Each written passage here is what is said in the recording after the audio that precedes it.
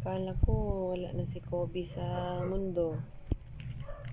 Tapos ngayon lang talaga to.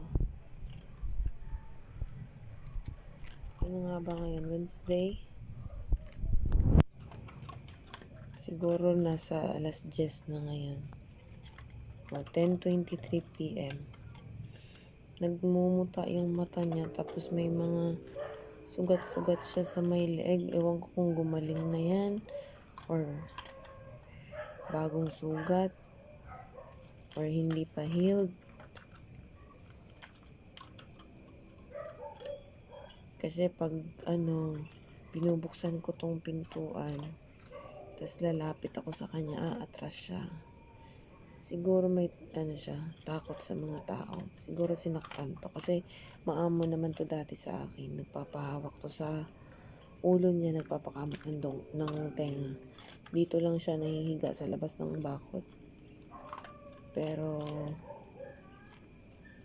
last year ba yun? Or early last year or late of 2023?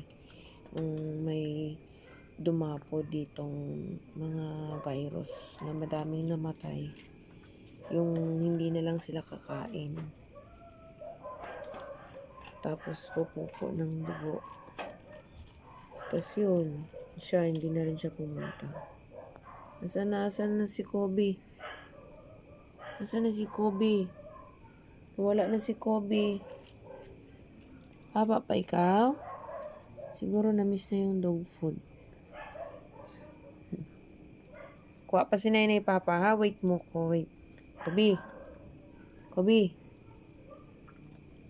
Kobe. Kobe. O, yan yung mata niya. O, nagmumuta. Nagluluha. Wait lang ha.